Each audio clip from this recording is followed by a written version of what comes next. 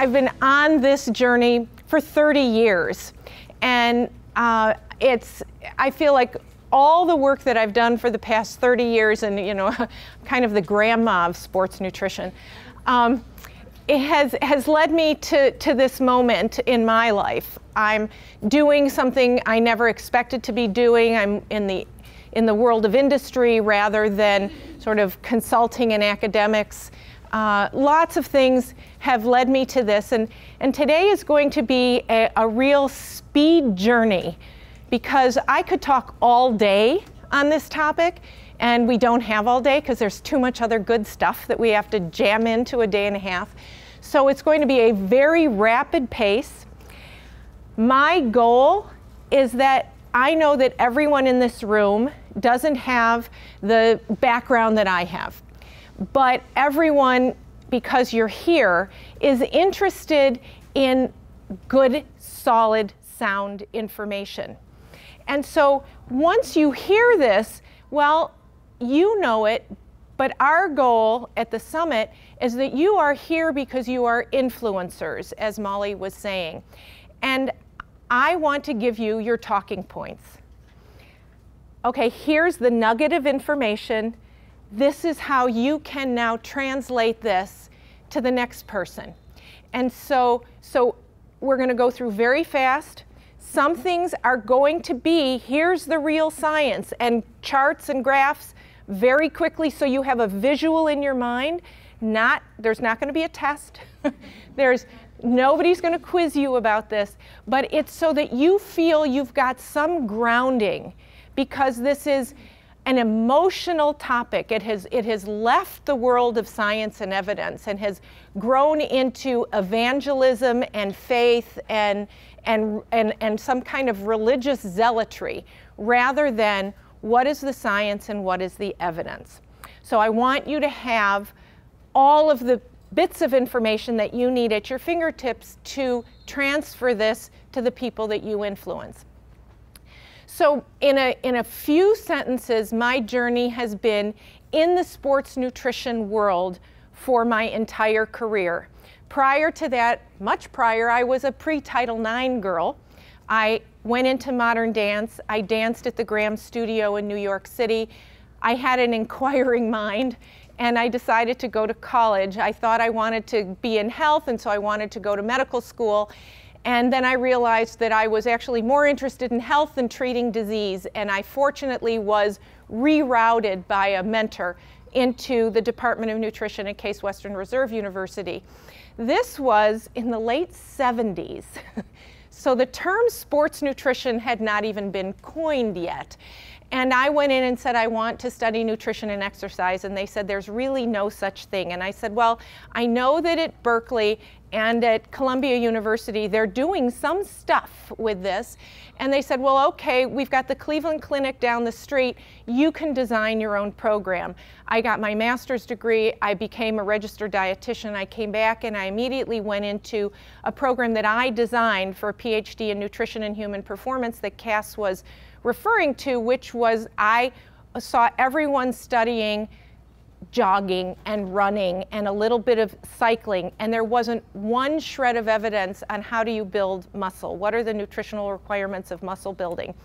And I had started training with a female bodybuilder who was much bigger than she could have ever gotten naturally, but it didn't matter because I had this incredible sense of strength and power that I had never had in my life. And even as a dancer, I couldn't carry up full grocery bags to my 4th floor walk-up, and now I could. And this was really exciting, and so I wanted to study bodybuilders who to me were the extreme, but we always study the extremes first, and then we come back to the center. And so that was what my doctoral research was. On men, then I studied women. Well, fast forward, I have stayed in the field of sports nutrition and as far away from the diet world as I could my entire career. No matter how many times a publisher came to me and said, write a diet book, we could sell it like crazy, I said, I hate that world. I don't want to have any part of that world. And now, because barely a third of all research subjects in areas of exercise science and medicine are women. in the fields of research in sports nutrition, even fewer. Yet women make up 50% of all the participants in sports activities, regardless of any area you look at, 50%. And because the sports nutrition world has always been so male-centric and has not been very appealing to women. And thirdly, because the diet world has marketed to women for well over a century. The diet world knows how to reach in and grab our attention. And so through the lack of information, the diet world has been allowed to swoop in and fill the void. And what I call masquerade is sports nutrition for women. And now they've invaded my world, and I'm pissed. And so I have started my own company, and I am co-CEO of an evidence-based, female-centric performance nutrition brand, wholly managed and operated by women. We are funding female scientists to do research on female athletes to put proof before promises. And out of that has come this presentation. And so I want you to sort of think fast. I hope you're all well fueled. And we're going to move quickly through both the data and that we have on what is the evidence in diet and performance in the role of carbohydrate. Where does aesthetics and beauty come from? Is it from restricting, or is it from beating the challenge? Should women continue to be the least that they can be, or should we grab the reins and become the most that we can be? Who are we going to listen to? Men from Madison Avenue trying to help us disappear, or the women in this room who want us to grow and be powerful and strong? So that's kind of the message within the message today. Okay, very quickly. This is a great woman, a good friend. This is Jill Kintner. She is today ranked number 5 in the world in downhill mountain bike racing. She just came back from the World Cup. She's a client, a friend, and almost a neighbor. 4-time USA downhill champion, on and on and on. She was a bronze medalist in Beijing for BMX racing with a torn ACL. She went into the race with an unrepaired ACL. Here it is. Whether the physiological demands of sport vary between 1 to 2 minutes, a very rapid sprint, middle distance to over 2 hours of ultra-in-distance, success in events is underpinned by the athlete's ability to sustain effort in the zone between lactate threshold and maximal aerobic capacity. This is a quote from Louise Burke, who is one of our great female scientists down under. And so what she's saying is, it doesn't matter what you do athletically. The difference comes when you can do high intensity levels of exercise, maximal levels of exercise. That's the athletic training zone, no matter what your event is. As I said, female athletes make up barely 1/3 of all the research subjects. There is limited data on carbohydrate for daily refueling and recovery in female athletes, but there are data. There is a significant body of data to support that female athletes consume less than the amount of carbohydrate needed for maximal glycogen storage. Why? So here's the why. Well, some women reduce energy availability intentionally for what they think is to optimize their body size and their body weight for their sport. Some women practice disordered eating behaviors or have frank eating disorders. And some women decrease food consumption unrelated to sports, but through social pressure. Different, the things that all women sort of are aware of outside in the world. This is very important. So in 1995, Mark Tarnopolsky, who is a fabulous research scientist, did a study on women and men looking at their potential to store carbohydrate in their muscles, called glycogen. Stored carbohydrate in your muscles is called glycogen. And they found in 1995 that when they took women and they had a day, women and men, and they fed them a certain amount of grams per kilogram body weight of carbohydrate, and they looked at their potential to store that women had a far less capacity to store the carbohydrate than men. And so they concluded that women don't store carbohydrate like men do, and they obviously then, the next step was, then they don't use carbohydrate the way men do, because if they did, they would store it. Well, what we know is, fortunately, science moves on, and we continually look back at data, we review it, we learn. A good scientist will admit that maybe what they did didn't make any sense, and that's, in discussions with Mark, that's what he said. I understood muscle physiology. I've looked at the muscles in men and women.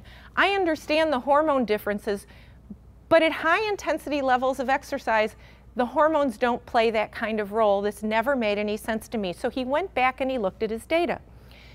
And in the women that he used as research subjects, when they analyzed what their diets had been prior to coming in the day of the test, they were so dramatically underfueled and undercarbed that the carbs that they fed them, they used as energy. They didn't store them in their muscles. They couldn't, there was no storage point. They needed to use that carbohydrate and burn it up.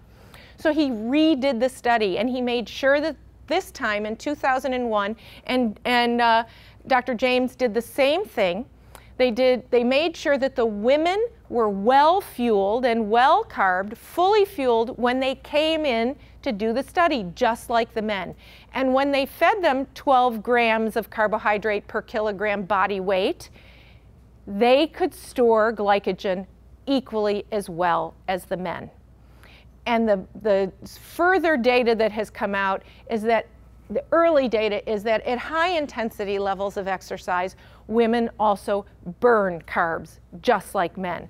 The reason we don't is because in any studies that may have shown that we don't is because we don't have it there to begin with to use. And the brain, as we will get to, will metabolically restrict the fuel hose. The fuel line won't allow the carbohydrate to be burned. So the question becomes, do women need to load as much glycogen as men? You're going to see yes. So this is very important conceptually, and this is one of those talking points. So we historically have talked about energy balance, and yeah, I'm moving along really quick, but if I don't talk fast, we won't get through it. We have historically always talked about energy balance. Is that a term you've heard? Energy in, we measure what we're consuming, we measure what we're burning. If we're consuming at least as much as what we're burning, we're in balance.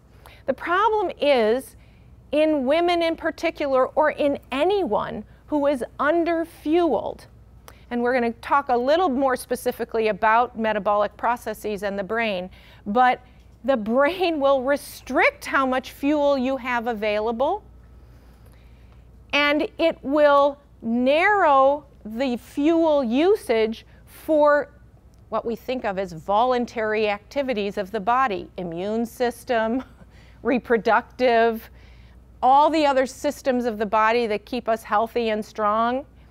Those will not get the fuel they need. So if you're underfueled and you're an exercising female, and we measure the energy output that you have, you know, whether you're wearing an indirect armband or we actually measure your carbohydrate and fatty acid oxidation, your energy output will be low. It won't be what you really need to be burning to be a highly efficient, active, healthy, active woman. It will only be what the body is allowing you to burn. So now we look at energy availability. And the formula for this is, how much are you consuming? As an active woman, how much are you burning in your exercise? You subtract that from what you've consumed, and how much is left over available to run these very essential functions of your body, like your reproductive system, like supporting your menstrual cycle, something so fundamental to our entire body and mind health. If the energy available is too low to support overall health, number one, you will never be the best that you can be, the most that you can be, and ultimately you are going to get sick, probably. So instead of talking about energy balance, oh, I am burning this many calories, I only need to eat this many calories, we now are thinking about how many calories do we actually really need to have a highly functioning, healthy body that can also push out the walls of performance. Make sense? New, really, well, it's not a brand new concept. It's come out of the world of eating disorders in sports. It's been around for probably about 8 years, but it's really bubbling up.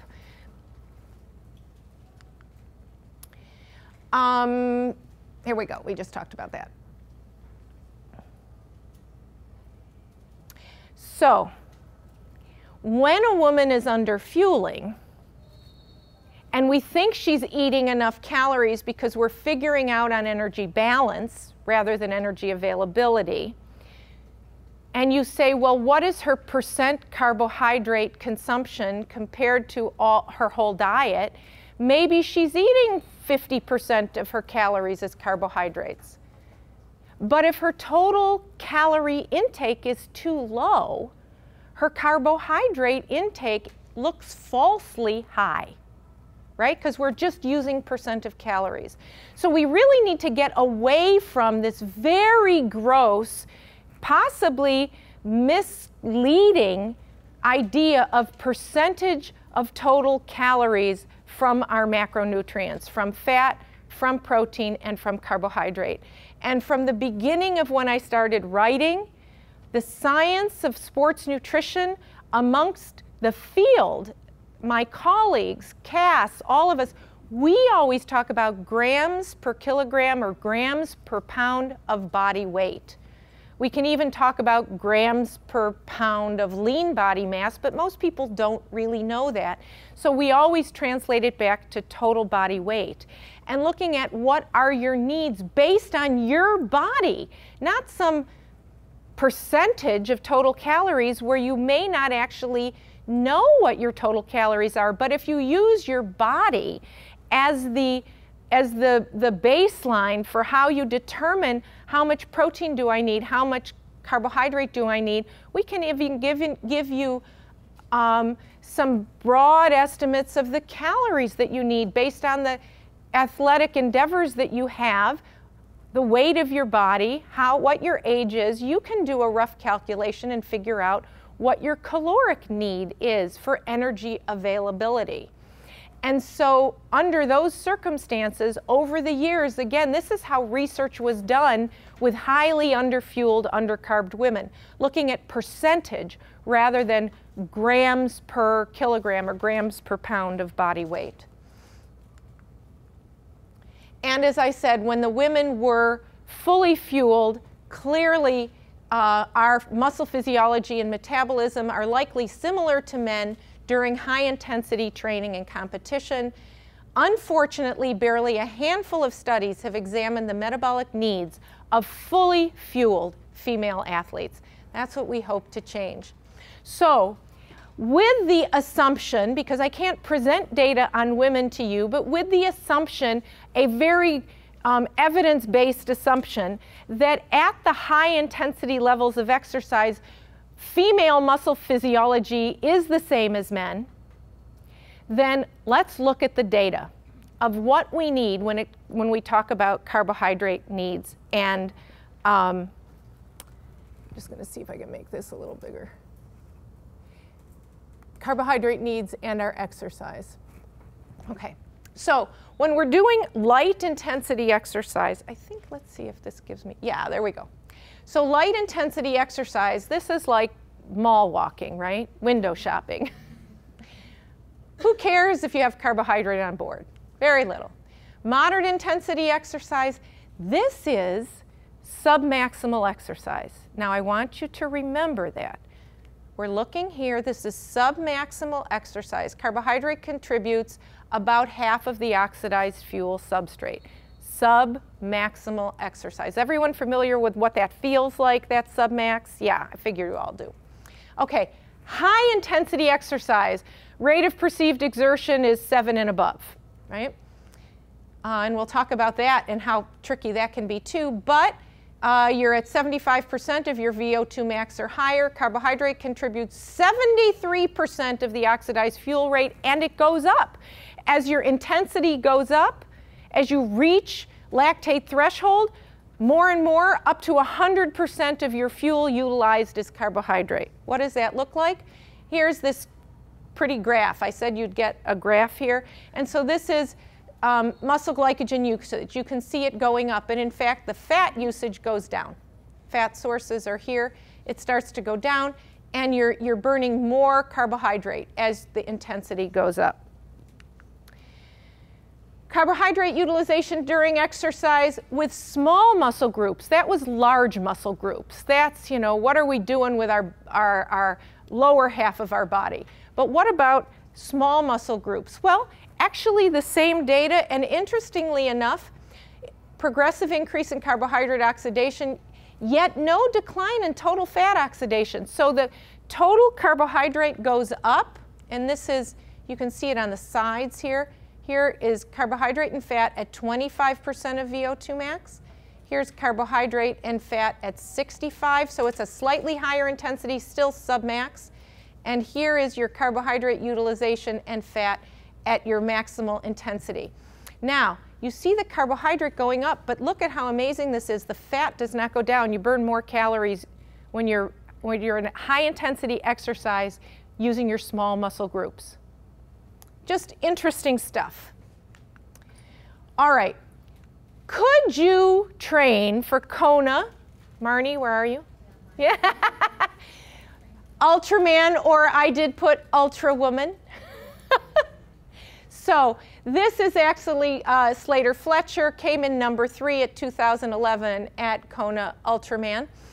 Could he have trained low carb? Now, who has heard that there is cycling data to show that you can train forever and not need carbohydrates? Anybody ever heard of that research? You've heard that there's research like that. I'm going to show you the data. Okay, show me the data, right? Here's the study done by Steve Finney in 1983. Just saying, okay? This is what we're pointing back to. There's a couple other studies. They're similar to this, but this is the one that everyone points to. They used 5 professional cyclists. They put them on the same diet. They had a 7-day baseline diet that was 57% carbs. They were getting in enough fuel. These are men, of course. And then they followed the week-long carb diet with a 28-day ketogenic diet. Less than 2% of the calories came in from carbs, and obviously mostly from fat. That is a ketogenic diet. So when people say I'm on a ketogenic diet, oh yeah, but I use carb supplements when I race. Okay, they're just talking. They're just making, you know, they don't know what they're saying. Okay, so the goal was to maintain their training volume and intensity during the ketogenic diet. That was the goal. They did cycling performance. Look at this. Continuous 62 to 64% VO2 max to exhaustion. Does anyone have a lady in the gym on the treadmill watching a movie that they've been watching there for like 5 years do the same exercise? Okay, that's what this is. Just saying. Okay, she may be a little lower, but a trained cyclist here could hold their breath and do that for 3 hours. You're out on the flats, just coasting. Yeah, yeah. You know, here we go. Assessed while they were on both the carbohydrate and the 4-week ketogenic diet. And what happened? Well, my goodness, no significant difference between the high-fat ketogenic diet or the carb diet. So who needs carbs, right? We can perform forever with no fat.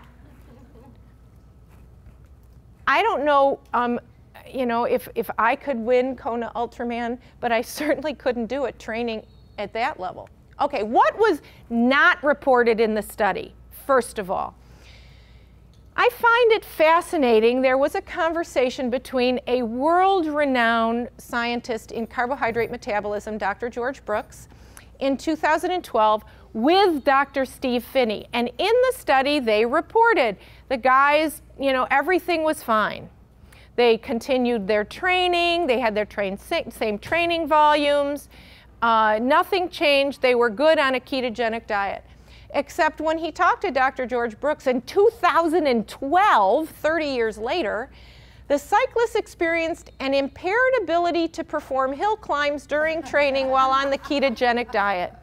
So this suggests that near-depleted glycogen state could not adequately support higher power outputs and possibly variable intensity work during training. This was reported by Dr. George Brooks in a publication, a peer-reviewed publication. So this is not just a conversation that I had with him off the cuff. He has published this, and Dr. Phinney is aware of it. What does this mean? That submaximal moderate exercise intensity can be sustained with reduced muscle glycogen concentrations. Just like I said, so what? You can have low carb, but near maximal high intensity and perhaps variable load exercise may be compromised even after only 1 day of depletion. And that's from John Hawley. That was a personal communication between he and Anthony Almada in 2013. So, and published. So, first thing is, because you point to a scientific research study, it doesn't mean that that study supports the claim that's being made. That is super important. It is very complex stuff. It's really hard to find if you're not a scientist reading the fine print and understanding how the body works. It's really hard. There are companies out there who have studies online that don't support the claims that they're making. So, fat adaptation, that whole concept, what does that mean? Well, low-carb, high-fat diets, this is from Louise Burke. A low-carb, high-fat diet, if you're trying to train hard, it causes the brain to perceive that you are working at high-intensity levels. But if you were measuring the work output, the actual wattage, your wattage is low. You perceive, your rate of perceived exertion goes way high. But what you're doing is nothing. And what do women come in and say to me? I have upped my mileage. I have upped my time. I'm eating less. I'm training really hard, and my performance is going down, and I'm getting soft. My hair's falling out, my thyroid isn't functioning right, my skin looks terrible, my husband thinks I'm a bitch, you know, all of that. And so all of that, but it is this false measure in our heads, because when we're fully fueled, we can actually depend on rate of perceived exertion. We know, okay, I train until I feel like I'm going to pass out or puke, and I've accomplished my goal. And yet you will feel that way, but it's not what your body is doing, because your body will not let go. Okay? Lower work output, greater race deficits, and what Louise says is fat adaptation is not a positive concept. This is her, and I differ slightly. I think there is some benefit to enhancing fat adaptation, but not completely going carb-free. And what she says here is the lower rate of glycogen utilization with a high-fat diet in submax exercise may actually demonstrate impaired ability to oxidize carbohydrate versus an energetic efficiency of fat oxidation. So as we lower carbohydrate consumption, the body is very efficient. And if we don't need enzymes, many of them stop being produced. They need to be initiated through a need of a consumption of whatever the metabolite or macronutrient is. And so it is an impaired ability. We can no longer produce the enzymes for carbohydrate oxidation because the body has had to increase its production of the enzymes that burn fats. And so it's kind of an either or. This is just what Louise says. I think we may be somewhere in between, but it's a totally different way of thinking. Why do we just assume that fat oxidation is a higher fatty acid oxidation and fat adaptation is a beneficial place to be? That is a pure assumption, especially because there has never been a study, ever, that has shown that a low-carb diet will support enhanced performance, athletic performance.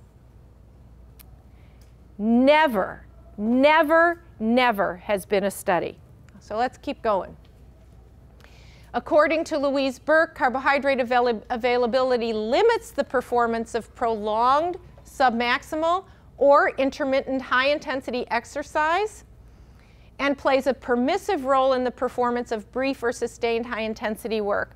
At the end there, she's talking about sort of rinsing your mouth with carbs when you're going to do a very high-intensity, short-duration activity. We know that that alone has an impact on the brain. How profound could it be to not have carbs in your diet? Although training on a high-fat diet is associated with an increased ability to oxidize fat during exercise and a decreased reliance on muscle glycogen utilization, there are also indications that it can reduce the chronic adaptation to training and impair carbohydrate utilization and the ability to sustain high-intensity exercise performance. So the data are currently that it impairs your performance. It certainly doesn't enhance performance. And I suspect that the people who are claiming they are winning on very low-carb diets either are unaware that they actually have carbohydrate in their diets, they don't understand what the term ketogenic means, or they have some other reason that they're telling you this, and I'm not going to climb into anyone's head for what their intentions are, but it is wholly irresponsible and shameful for the scientific community to make a leap of faith over research that's been done on chronically ill people, diabetics, people with high cholesterol levels, people who are morbidly obese and trying to exercise, to make that leap and say, so of course if it works in this ill population, it must make sense that it works for an athletic population. In my view, that is as non-scientific as you can get, and because there are scientists making that leap, it is shameful that they're doing so, because they are promoting something that can make people pretty sick. Well, what about resistance training? This is what we love, right? What's the data? Well, there is data, 7 men, experienced resistance trainers. Always really important to know that you have trained subjects. Untrained subjects are not going to respond the way trained subjects do. We want to know, we don't want to know what the training effect of the research was. We want to know what's the effect of the variable that we've put into place. So they did an acute diet and exercise regimen to achieve, this was actually quite an elegant study, a low leg and a high leg. So one leg that was replete or had plenty of carb, one leg that was diminished or depleted, in carbohydrate.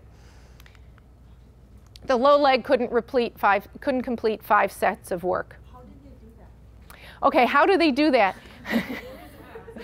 So typically, what you're seeing more and more now, this study actually did a clamp, so they couldn't get the carbohydrate. Most of the studies now exercise one leg to depletion and then rest it, and one leg is fully glycogen fueled and one is low then. Okay. So work capacity was less in the low leg versus the normal leg, and as you can see here, it wasn't like they had no glycogen available at all, but there is some barometer, and we're going to get to this. What is the difference here? This was the low leg, pre-exercise and post. So they both use glycogen. This is the glycogen replete or full leg, and the exercise clearly lowered. There's a significant difference here. There's a significant difference here. There's no significant difference between these two. And so you have to have enough glycogen. This shows it really nicely, so that the body will let you use it. You have to have enough carb on board so your brain will allow your body to use the carbohydrate that's there, because as far as your brain knows, there's never going to be another drop of food again. Okay, so here, even though you can see there was glycogen there, it was so low that the leg had to stop. And Dr. John Hawley says we had to stop the study. They just couldn't continue. Now, carbs, calories, fasting, and metabolic control. All right, this is where it gets really interesting.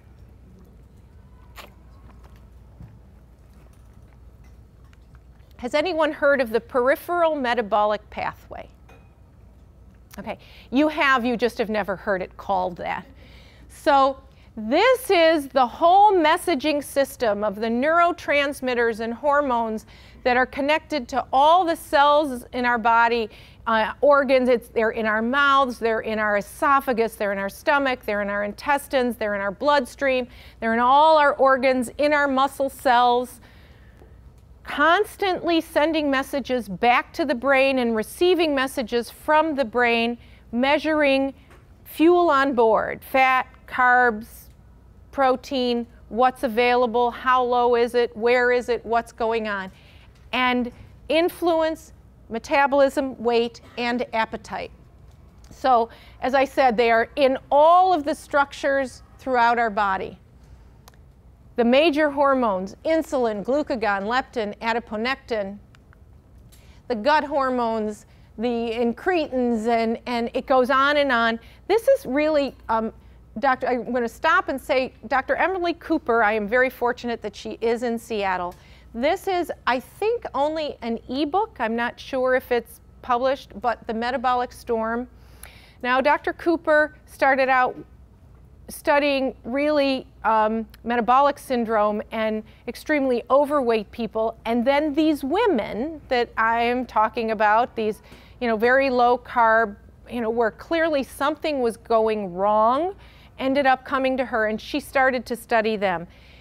She doesn't have published research in the athletic arena with active women, but she's a thoughtful, deep thinker about what is happening metabolically, and she really understands the biochemistry of all this very well, and she writes it out fairly clearly. The Metabolic Storm is a really skinny little book.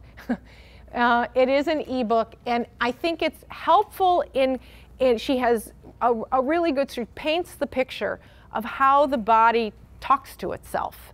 And I think it's helpful to read through it. In essence, before the brain and the body feel safe enough to carry out robust energy metabolism, it must be convinced that the body has enough fuel and fat to survive a food emergency. And we have talked about starvation adaptation for actually decades. The original work was looking back at people who survived the Warsaw Ghetto. But we, I think, are only beginning to understand that it is something that goes on moment to moment throughout the day.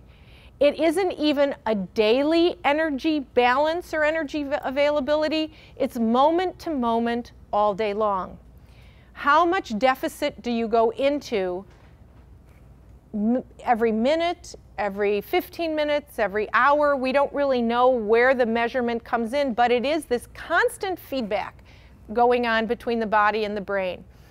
This is where energy availability plays such an important role. At any single point along the peripheral metabolic pathway, if a messenger is disturbed too much or too often, the feedback loop of the pathway will shift away from robust energy metabolism to starvation adaptation. If this happens too frequently, one factor starts to lower, because it is all a feedback mechanism. If it's not getting the initiation that it needs, if it has a sense that there's not enough fuel on board, there will be a flip of the switch. And it kind of starts to break the system. It will begin to diminish the function of non-essential systems, including thyroid function, lower metabolic rate, halting use of circulating fuel and shuttling fuel into storage as fat, increasing appetite, decreasing availability of fuel for energy, resulting in fatigue and lethargy, all with the goal of getting the body to become what it is really made to be, a fat-making machine. Especially women. And because we need to survive. Like, we don't need many men around, but we need a lot of women for the species to survive, right? I mean, one man,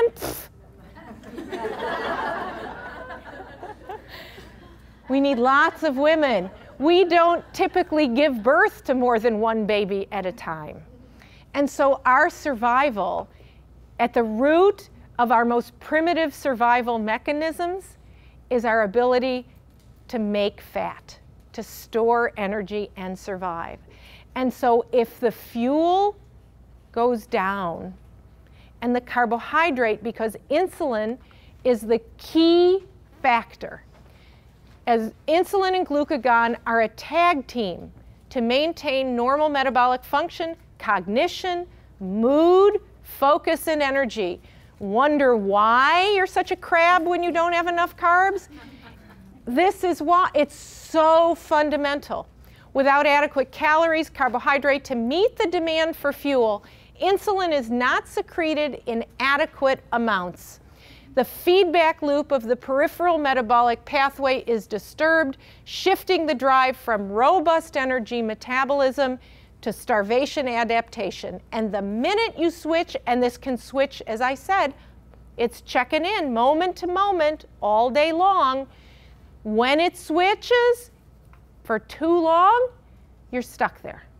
It's really hard to get back out of it. Skipping breakfast, too long between meals, fasting before training, very low calorie and/or very low carb diets negatively impact the feedback loop somewhere along the peripheral metabolic pathway, placing the female, I don't know why that's so little, I missed that, the female athlete at risk of metabolic chaos. And you've either all been there yourselves, or you certainly know one or more women in the midst of this. This is what happens. They come into my practice and they say, I can't figure out what's wrong. My diet is perfect, right? I eat clean, I have no carbs, there's no gluten, there's no chemicals. Everything's perfect in my diet. But someone said to me, maybe it's your diet. This would be the last place that I would look. And yet it's the first place that most women need to look, and their perfect diet means that it is perfectly restricted. Metabolic chaos is particularly profound in females because our reproductive hormones are a very strong part of the peripheral metabolic pathway. And low-calorie, low-carb diets profoundly impact not just the general metabolism, but as I said, when we don't have the energy availability, our reproductive system takes a big hit, and so does the peripheral metabolic pathway. Okay, next concept. So you're getting this in your head. There's all sort of these puzzle pieces, right? We're going on to the next one. Now, we've talked about how do you fuel exercise. In fact, you cannot do high-intensity exercise, true high-intensity exercise, if you don't have carbs on board. You just don't do it. You don't get there. It doesn't happen, okay? You can be on that treadmill or ride the flats for 3 hours. you stay at submaximal level. I don't want to negate the fact that women not only want to be strong and powerful, we also want to be beautiful. We also want our bodies, in our minds, to look the way we would like them to look, whatever that is in our own skin. And so what we know is that sculpting, and I hate the concept of fat loss, dieting, weight loss, that's all about shrinking. That's all about being the least that we can be. I like to think about sculpting. Sculpting comes from beating the challenge, as I said. And beating the challenge is high-intensity exercise. And the way our body really does build muscle is by doing high-intensity exercise. As Molly said, lift heavy. Lift heavy. And when you do that, whatever your high-intensity level of exercise is, you not only burn the calories during that period of time, but you increase the oxidation of fats and carbohydrates, and particularly fats post-exercise for many hours after exercise. You don't get that from submaximal exercise. Submaximal exercise is nice. There's nothing wrong with it. It's part of our training. It's part of what we do. And so you burn calories during that time, but you don't get much afterburn. Sculpting comes in the afterburn.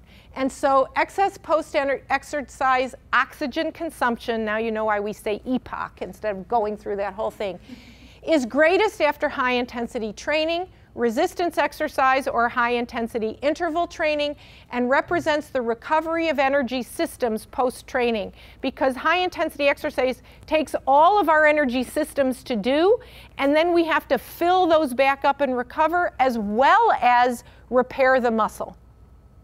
And all of that takes much more energy. And that extra energy is what we're burning off for the hours and hours and hours post-exercise.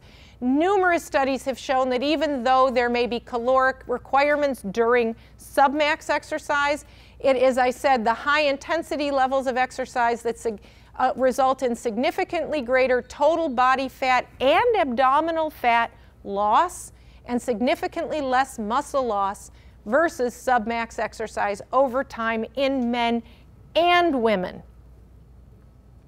If you notice, there's a Forsyth there as the first.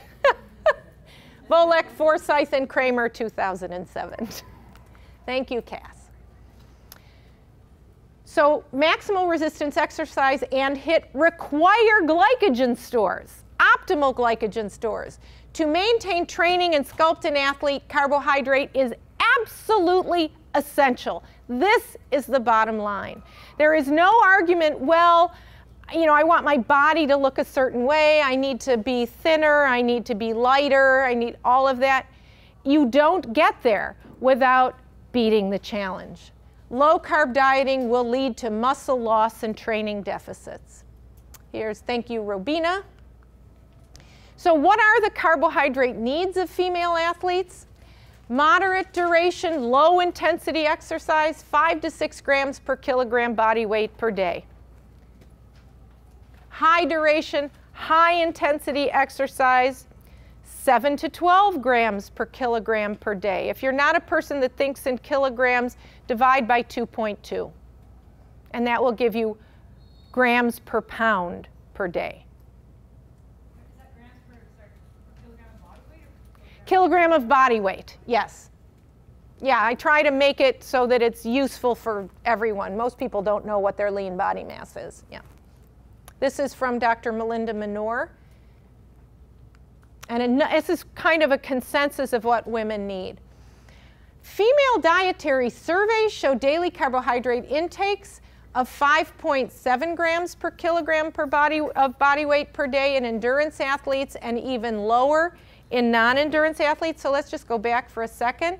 You see the low duration, low intensity is 5 to 6 grams, and here we have the endurance athletes at a pretty low end, right?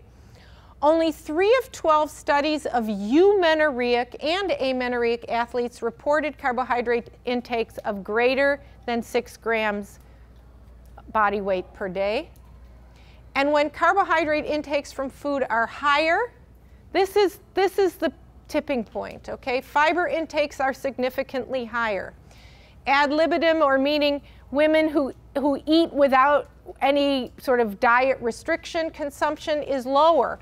So because they're eating more fiber, right? So when carbohydrate intakes from food are higher, fiber is higher, total energy consumption is lower. We get more full. That's why fiber is used as a diet aid, right? And nutrient intake may be reduced.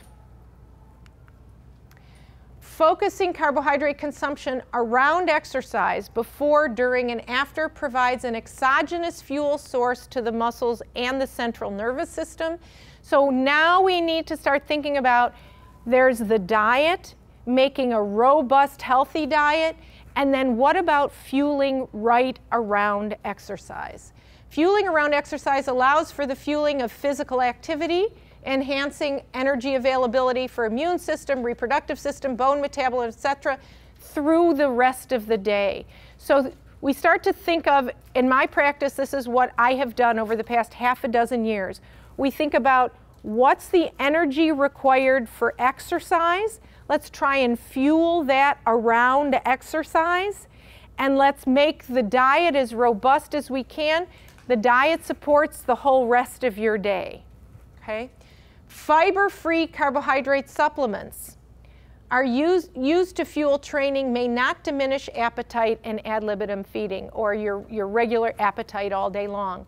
So there's some beginning of this data about when we do fuel around exercise, where we can really kind of jam carbs in with the understanding that they are utilized during training and they go back to the muscle cell after training, and there is no fiber involved. It does not diminish appetite the rest of the day. Now, you also don't go into these massive cravings that women also suffer from when they underfuel their training. But that this is sort of a new way of starting to think. So gastrointestinal complaints are a huge part of carbohydrate supplementation, common among 30 to 50% of athletes, especially during endurance exercise. Complaints are physiological, mechanical, or nutritional in nature. A common source of nutritional gastritis is the carbohydrate supplement around exercise, and beverages with high osmolalities, greater than 500 milliosmoles per liter, seem to be associated with an increased incidence of symptoms. And so this has led to research trying to figure out, how can we get in carbs without gastritis, without gastrointestinal upset, and help get it across the intestinal membrane. And it has led to a really interesting research of combining carbohydrate sources. Well, what if we don't just have maltodextrin, but we have maltodextrin, and we have some glucose syrup, and we have some fructose syrup, and we try a number of different things that use different transport systems across the intestinal membrane, and they have shown that they can get up to about 90 grams an hour. If you train your gut, you don't just say, oh, on race day I need carbs, I'm going to take all that in. But if you train your gut, that means doing this all the time during exercise, not just waiting until competition day.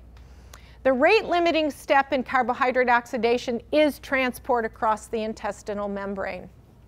And this is kind of what I just said. We can get up to about 90 grams of carbohydrate per hour, depending on what supplement we use. But we may need more than that, in fact. In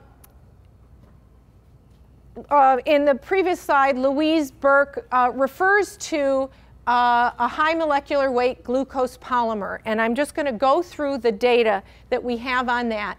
That's the concept that we're moving to now. Can we have something with a very low osmolality that does not draw fluid into the gut And so you can surpass the 90 grams per hour and go up to 125 grams per hour, really fully fuel your training, or 150 grams per hour in elite ultra endurance athletics. And so Leeper in 2000 published data on a high molecular weight glucose polymer that empties from the stomach in 10 minutes and restores muscle glycogen 1.7 times faster compared to higher osmolality maltodextrin plus sugars. It has been consumed at a rate of 75 grams in the first 30-minute intervals, all the way up to basically 300 grams total in 90 minutes without any GI discomfort or upset. And the same starch was given as a 100-gram bolus after glycogen-depleting exercise, again without GI distress, and supported 23% enhanced performance. I'm going to have full disclosure here. It's in your goodie bag.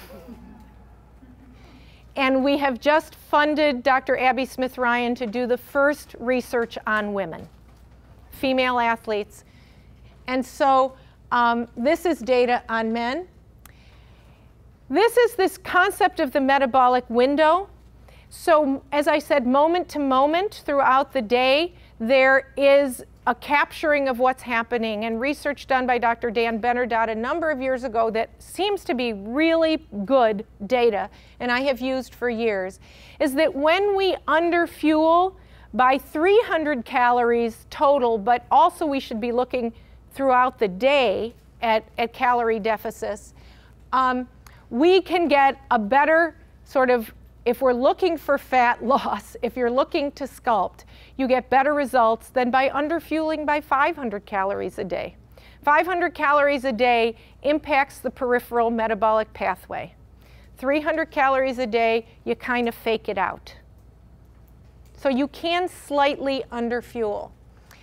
Eat breakfast. Eat every 3 to 4 hours during the day. Combine carbs, proteins, and healthy fats. Female athletes should add high-quality protein immediately post-exercise and throughout the day to enhance glycogen replenishment. Avoid fat and fiber around exercise to speed stomach emptying. Choose nutrient-dense carbohydrate sources. This stuff you kind of know. All the different sources of carbohydrates. There are, and I have it published in Power Eating, low gas-forming carbohydrate foods. Find what those are for yourself. Do some self-experimentation. Target fueling around exercise. Fuel training with a fast, low osmolality carbohydrate. Push the EPOC. Push the afterburn. Recognize the impact of fueling of the central nervous system with carbohydrate as well as muscles. Do that little swish. Do a little experiment on yourself of putting a little sugar solution or carb solution in your mouth before you do something very high intensity, short duration, and check out how profound the brain is. Recover with fast carbs and high quality protein. Put your food to work for you, ladies, really. Aesthetics and beauty come from beating the challenge. Feed your muscles. Don't let your muscles feed you. Thank you very much.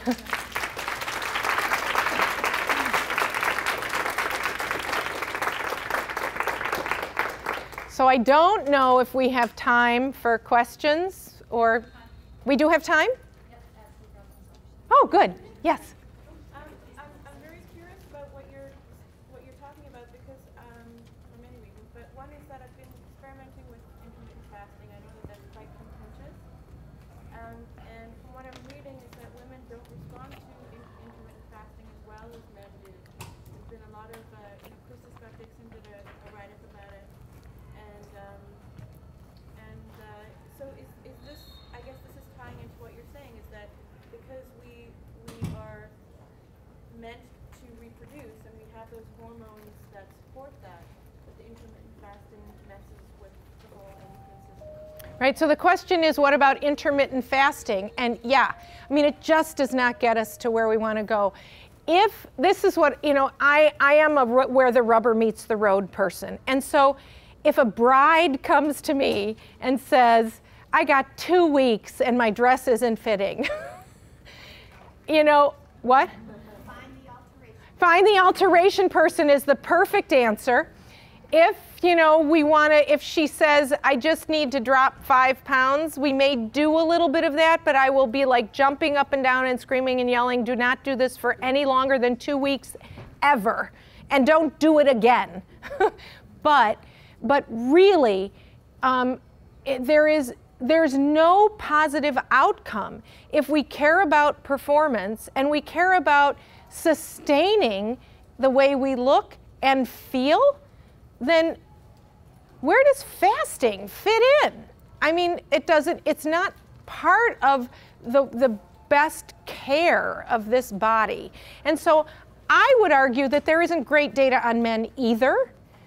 It's all kind of assumption from beginning to end. But for women in particular, we really understand that the outcome of underfueling is always going to be bad. And so, from the yeah. ancestral, where we fought for our food and then we didn't eat for 3 days. That's because intermittent fasting is coming up, and all these people, you know, they're trying to go back to, you know, that survival mechanism and how they stay lean, but it doesn't work in our new world. We don't have for optimal. Well, I don't think they have the data to support that anyways. They're kind of making it up as they go. None of the food we're eating today is ancestral.